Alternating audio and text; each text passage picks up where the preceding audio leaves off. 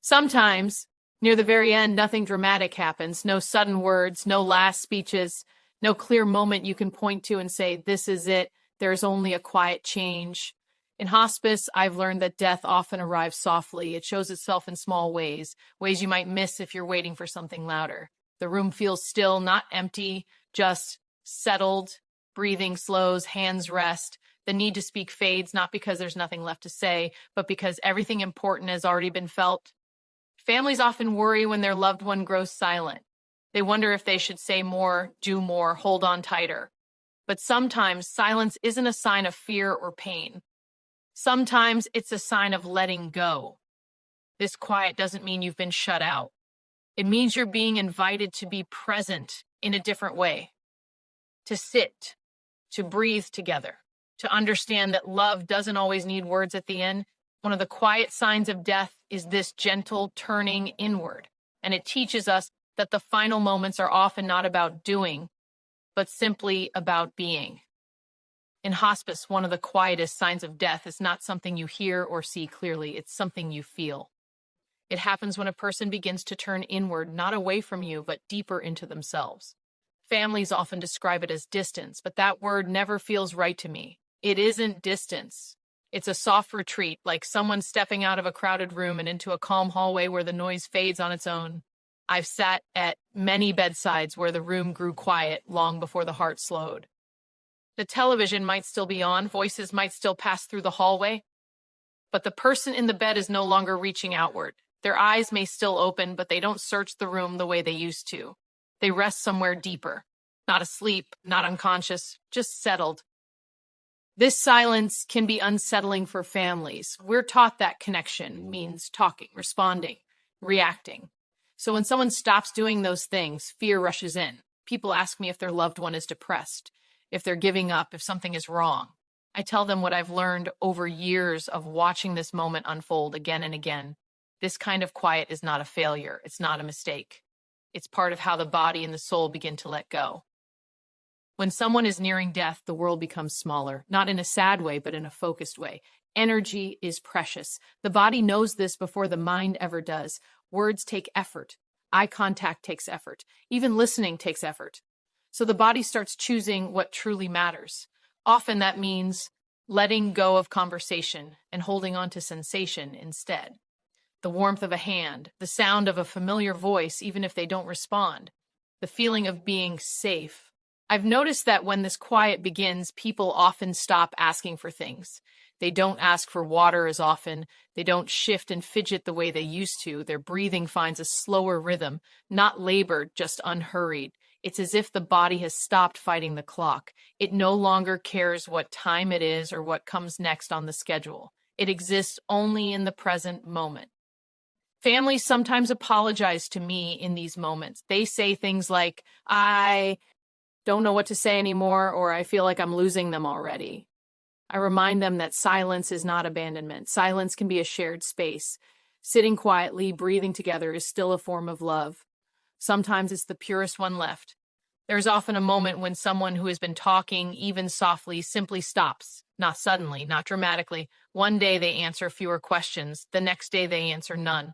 This can feel frightening if you don't know what it means. But in hospice, we learn that this is often the body conserving itself, gently closing unnecessary doors. I've watched people who were storytellers their whole lives grow quiet near the end. People who once filled rooms with laughter rest in stillness. And yet the room doesn't feel empty. It feels full in a different way, heavier with meaning, softer with presence, like something sacred has moved in quietly and asked for space. This inward turning is not something you can force or reverse. It isn't caused by lack of love or care. In fact, it often happens when someone feels safe enough to let go of performing for the world. They no longer need to reassure others that they're okay. They no longer need to explain themselves. They simply are. Sometimes people worry that their loved one is lonely in this silence. I've rarely sensed loneliness in these moments. What I feel instead is a deep focus, almost like someone listening to a sound the rest of us can't hear. Their face softens, their jaw unclenches. Even pain, which may have been present earlier, often eases as the body shifts its attention inward. I remember sitting beside a woman whose family kept asking her questions, hoping to pull her back into conversation.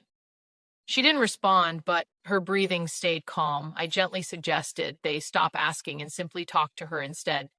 Tell her stories, say what was in their hearts without needing answers. The room changed when they did. The tension lifted, her shoulders relaxed. Silence returned, but this time it felt kind. The quiet sign of death often teaches us something we don't practice enough while living. That presence doesn't require participation. You don't need eye contact or words to be connected. You don't need feedback to be heard. Love can move in one direction and still be complete. As the inward turning continues, you may notice that your loved one sleeps more, but it isn't ordinary sleep. It's light and deep at the same time.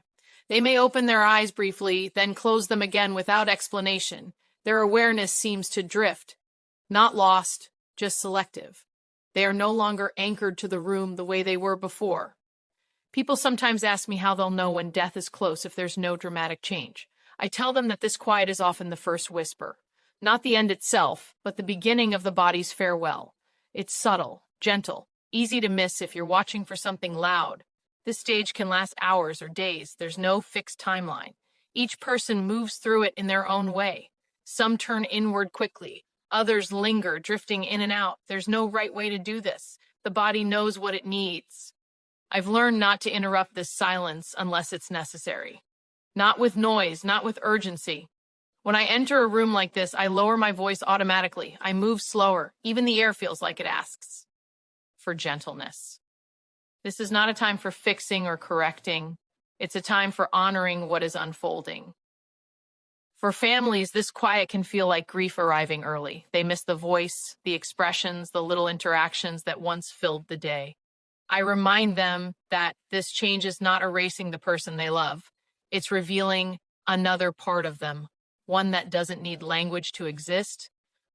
Sometimes I see families finally allow themselves to be still too.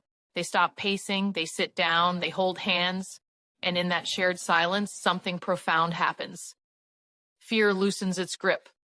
The moment becomes less about loss and more about closeness. The quiet sign of death doesn't announce itself. It doesn't demand attention.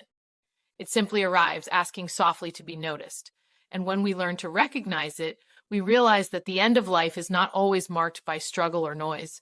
Often it is marked by a deep inward peace that settles long before the final breath. Hospice, another quiet sign of death, shows itself through the body rather than through words. It appears when the body begins to rest in a way that feels different from ordinary fatigue. Not the kind of tiredness that comes from a long day, but a deeper kind, as if the body has decided it no longer needs to stay alert to the world. This kind of rest doesn't come all at once.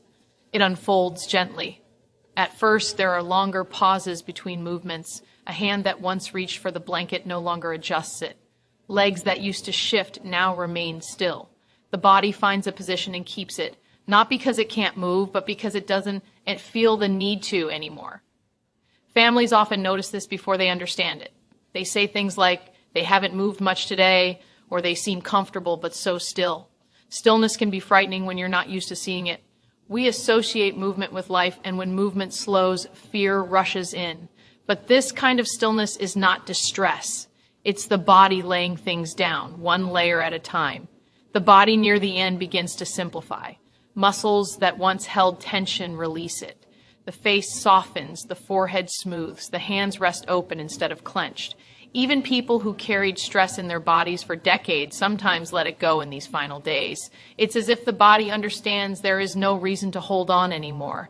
Breathing changes during this time, but not always in dramatic ways. It may become slower, deeper, more rhythmic, or it may grow irregular with pauses that feel long to those watching. These pauses can be alarming. Families lean forward, holding their own breath, waiting for the next one. And then it comes gentle and unforced. The body is not struggling, it's pacing itself. I often tell families that the body is very wise at the end of life. It knows how to prepare itself. Long before the heart stops, the body begins to rest from the work of living. Digestion slows, hunger fades, thirst becomes less urgent. This is not suffering. This is conservation. People sometimes worry that their loved one is not eating or drinking enough. They ask if we should try harder, encourage more, insist on a few more bites. But the body at this stage no longer needs fuel the way it once did. Forcing food or fluids can actually create discomfort. The body isn't shutting down out of neglect. It's easing itself into rest. There is a moment when families notice that their loved one seems comfortable, even though they're doing less. Pain often lessens, not because medication has increased, but because the body's focus has shifted. Sensations that once demanded attention lose their urgency. The body is no longer oriented toward fixing or enduring. It's oriented toward releasing. This resting body teaches us something important. We often believe that staying alert, responsive, and active is what keeps us alive. But near the end, life expresses itself differently. It becomes quieter, slower, less visible. And yet, it is still very much present. I've watched people who were restless for weeks suddenly find peace. Their breathing evens out, their limbs settle, the constant small movements stop. It can feel as if something has resolved inside them. Not a decision, but a surrender that doesn't feel sad. It feels natural. Sometimes families mistake this rest for sedation or decline caused by medication. They worry we've taken something away from their loved one. I explain that this is not something we give or take. It's something the body does on its own. Even without medication, this rest would come. It's part of the body's design. As the body rests more deeply, responsiveness fades, but awareness doesn't necessarily disappear. People may still hear voices. They may still sense touch. They may still feel the presence of those they love. They just don't have the energy to respond. This can be hard to accept. We want proof that we're being heard, but hearing doesn't always look like answering. I encourage families to keep talking, keep holding hands, keep showing up, even if there is no response. The body often reacts in subtle ways: a relaxed jaw, a softened breath, a slight change in facial expression. These are signs of comfort, not absence. The resting body often prefers quiet. Loud noises, bright lights, too many people can feel overwhelming. The senses narrow, just like the world does. Gentle voices, familiar sounds, soft lighting become enough. The body no longer wants stimulation. It wants ease. There are moments when the body seems to pause entirely. No movement, no expression, just breath moving in and out. These moments can feel heavy with anticipation. Families ask me if this means the end is very close. Sometimes it does, sometimes it doesn't. The body moves at its own pace, not ours. What matters most is recognizing that this stillness is not emptiness. It is fullness of a different kind. The body is doing exactly what it needs to do. Resting is not giving up. It is completing its work. I've learned to trust this process by witnessing so many times. The body does not rush. It does not panic. It does not fight unless it is forced to. Left to its own rhythm, it moves toward rest with a quiet dignity. Families often struggle with the urge to wake their loved one, to keep them engaged, to make the most of the remaining time. But rest is not stealing time. It is how the body uses the time it has left. Interrupting it can create more distress than comfort. When someone is deeply resting, even touch can change. They may not grip your hand anymore, but their hand remains warm in yours. The connection is still there. It just doesn't need to prove itself through effort. I've noticed that the room itself often reflects this shift. Conversations become softer, movements slow. People sit instead of stand. The space takes on a different weight, one that asks for patience. This quiet rest can last longer than families expect. Days may pass where very little changes. This can be emotionally exhausting. Watching someone rest so deeply without knowing when the end will come can feel like holding your breath for a long time. But the body is not waiting. It is simply being. There is something deeply human about this stage. It reminds us that before we were doers, before we were thinkers, we were beings. And at the end, we return to that simplest form. I've sat beside many resting bodies and felt an unexpected calm, not because death was near, but because the struggle was gone. The work of surviving had ended. What remained was presence, breath, and a quiet that felt earned. This resting is one of the body's last gifts. It softens the transition. It allows the person to move toward death without force or fear. And when families understand this, their own bodies begin to rest too. Shoulders drop. Breathing slows. They stop trying to manage the moment and begin to live inside it. The quiet sign of death is often not the stopping of breath, but the body finding its final rest long before that moment arrives. In hospice, one of the quietest signs of death is the way presence begins to matter more than anything that can be said. It's a shift that happens slowly, often without anyone noticing at first. Conversation fades, questions stop landing, answers no longer come, and yet the need for companionship does not disappear. It deepens. I've watched people who were once very engaged with the world stop responding to it in the usual ways. They no longer follow conversations. They no longer react to jokes or news or updates from outside the room. But when someone they love enters, something changes. Not outwardly, not in a way that asks for attention, but subtly. The breath softens, the face eases, the body seems to recognize something familiar and safe. This is the stage where words lose their importance, not because they are meaningless, but because they are no longer necessary. The person nearing death is not looking for information or reassurance anymore. They are not trying to understand what's happening. On some level, they already do. What they need now is to not be alone.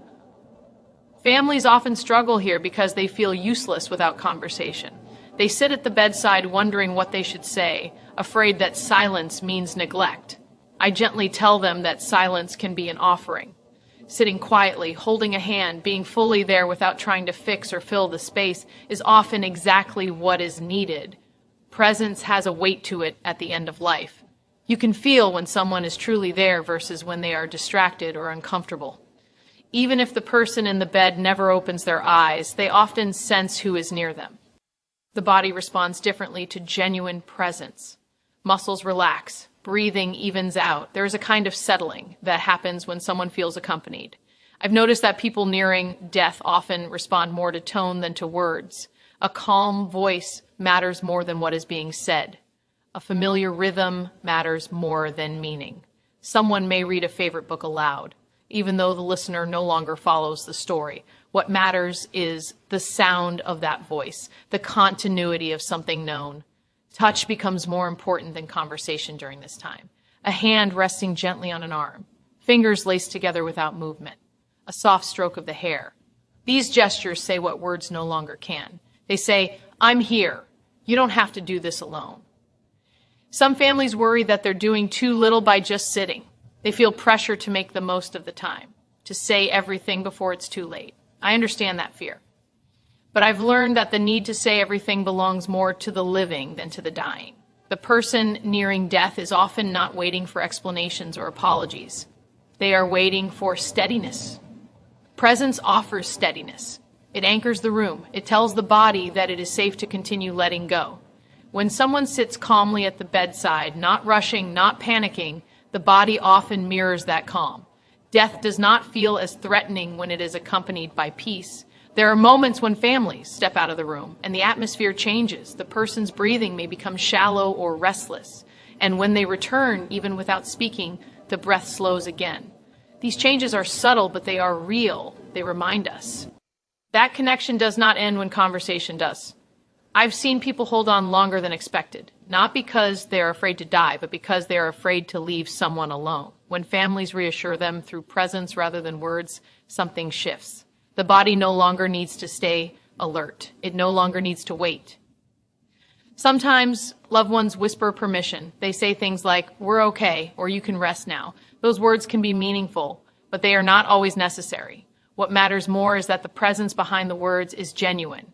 A calm voice paired with anxious energy does not soothe, but quiet presence often does more than any sentence ever could. As the end draws closer, the person may no longer open their eyes at all. Families worry that they are gone already, but often awareness still flickers beneath the surface. Hearing is thought to be one of the last senses to fade. Even when there is no response, the voice of someone they love may still reach them. I encourage families to speak as if they are heard, but also to allow silence, to trust that being there is enough. You don't need to narrate the moment. You don't need to perform love. Love simply needs to exist in the room. This stage can feel intimate and fragile. People lower their voices instinctively. Movements slow. The room becomes smaller, not physically, but emotionally. Outside concerns fall away. Time stretches. Minutes feel longer. And in that stretch, presence fills the space where words once lived. I've noticed that people nearing death often respond to familiar rituals.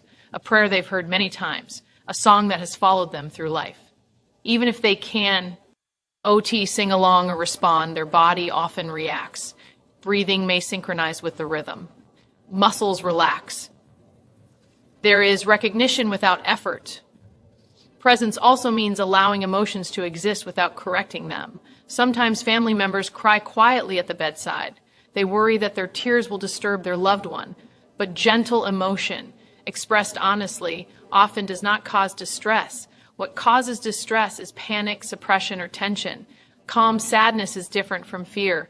I've watched people die surrounded by noise and urgency, and I've watched people die surrounded by stillness and presence. The difference is profound. When presence leads, the end feels less like something happening to a person and more like something they're moving toward with support. This quiet sign of death teaches us that connection does not require participation. It does not need conversation. It does not need eye contact. It only needs willingness to stay, to sit in uncertainty, to resist the urge to fill the silence with activity. Some families bring chairs closer together as this stage deepens. They sit side by side, sometimes saying nothing at all. And in that shared quiet, something heals, even as someone is dying. Old tensions soften. Unspoken understanding settles in. Presence also asks us to let go of control. You cannot manage this moment. You cannot speed it up or slow it down. All you can do is be there. And for many people, that is the hardest task of all. I've learned that when someone is nearing death, they often do not need reassurance that everything will be okay. They need reassurance that they are not alone in this moment, that someone is willing to witness their leaving without looking away. This presence extends beyond family. Sometimes it is a nurse sitting quietly at the bedside during a long night. Sometimes it is a friend who simply holds space without needing to be helpful. Sometimes it is just one person who stays when others cannot. The body seems to recognize when presence is steady. Breathing becomes less erratic. The face softens. There is less restlessness. These changes are not coincidental. They are responses to feeling accompanied. As death draws closer, the world continues to shrink. Voices fade, sensations narrow. But presence remains meaningful until the very end. Even when breath becomes shallow, even when eyes stay closed, the human need for connection does not vanish. I've seen people take their final breath just moments after a loved one leaned in close, not to say anything important, but simply to be near. There was no announcement, no dramatic cue, just a quiet ending held inside shared space. This is one of the hardest lessons hospice teaches, that love does not always look active. Sometimes it looks like sitting still while someone you love slowly leaves. And that stillness, as painful as it can be, is not empty. It is full of meaning.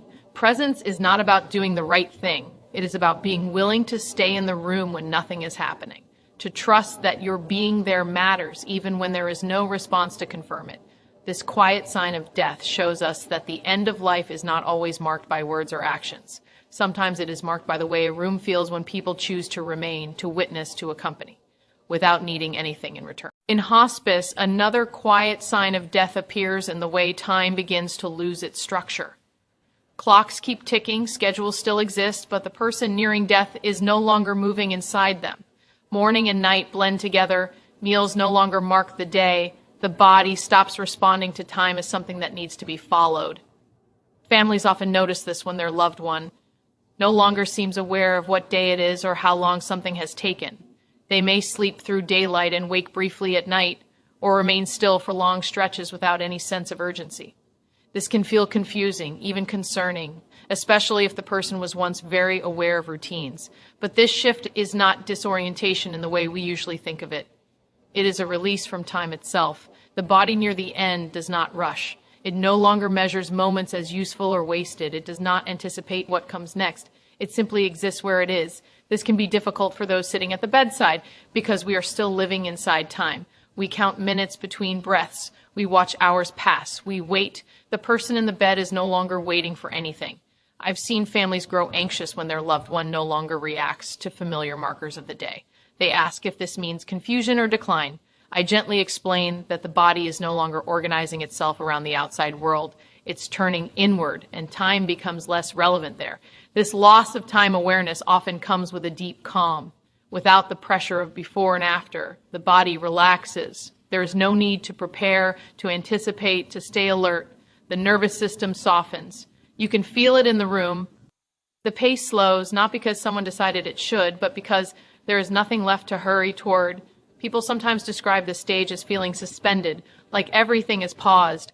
Conversations become shorter. Movements take longer. Even caregivers move more slowly, as if respecting something unspoken.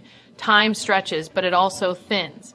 Hours may pass without much happening, yet those hours feel full. This can be one of the hardest quiet signs for families because it creates uncertainty. Without time markers, there is no way to predict what comes next.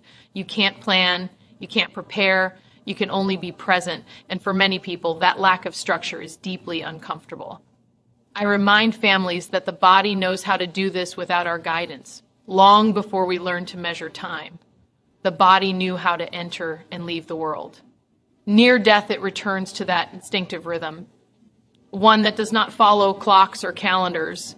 Sometimes loved ones worry that their presence doesn't matter if the person no longer knows what time it is or who has been there all day. But presence is not measured in hours. The body responds to what is happening now, not how long it has been happening.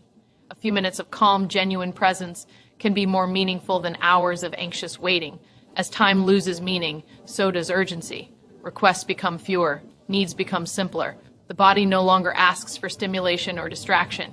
It asks for comfort, warmth, stillness. These needs exist outside of schedules. I've noticed that when families stop watching the clock, their own bodies begin to change. Shoulders drop. Breathing slows. The tension of waiting eases. They start to meet their loved one where they are, instead of trying to pull them back into time. There are moments when families ask me how long this stage will last. I understand the need to know.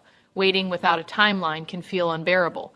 But this quiet sign of death does not follow predictable rules. Some people remain in this timeless state for days. Others move through it quickly. The body is not concerned with what feels reasonable to us. This stage often brings vivid inner experiences for the dying person, even if they cannot express them. People may open their eyes suddenly, then close them again. They may move their lips without sound. They may appear to be listening to something unseen. These moments are not tied to the time of day. They arise on their own rhythm. Families sometimes ask if their loved one is dreaming or hallucinating. I tell them that whatever is happening inside is real to the person experiencing it, and that it does not need to be corrected. The body is not lost. It is transitioning. As time fades, the future also fades. The person is no longer thinking ahead. They are not planning. They are not worrying about what comes next. This can look like withdrawal, but it often feels like peace. The mental load of living has been set down. For those at the bedside, this can feel lonely. You are still aware of tomorrow, of responsibilities waiting outside the room, of life continuing. And yet, inside this space, time has slowed to something almost sacred. Learning to sit inside that difference is part of the work of loving someone at the end of life. I've learned that this timelessness is not empty. It is spacious. It allows emotions to surface without buying. Rushed. It allows memories to pass through the room without being spoken. It allows connection to exist without needing to go anywhere. Sometimes families notice that their loved one seems most at ease when the room is quiet and unstructured. No schedule, no expectations, just people coming and going gently without announcements. This is the body asking to be left in its own rhythm. As death draws closer, time may seem to narrow even further. Moments become smaller. Breaths become the only measurable thing left, and even those are no longer counted by the person experiencing them. This quiet sign of death teaches us something that life rarely allows, that not everything needs to move forward, that there is value in staying, in letting time loosen its grip, in trusting that the body knows how to finish without being pushed. I've sat in rooms where hours passed in near silence, and no one felt the need to break it. Those moments were not wasted. They were lived fully, just without motion. When time finally releases its hold completely, the transition often feels gentle, not because it is easy, but because nothing is being forced. The body has already let go of the pressure to keep up, to continue, to measure itself against the world. This stage is one of the last quiet preparations, a slow stepping out of time, long before the final breath, allowing the body to move toward death without urgency, without resistance, and without needing to be anywhere else.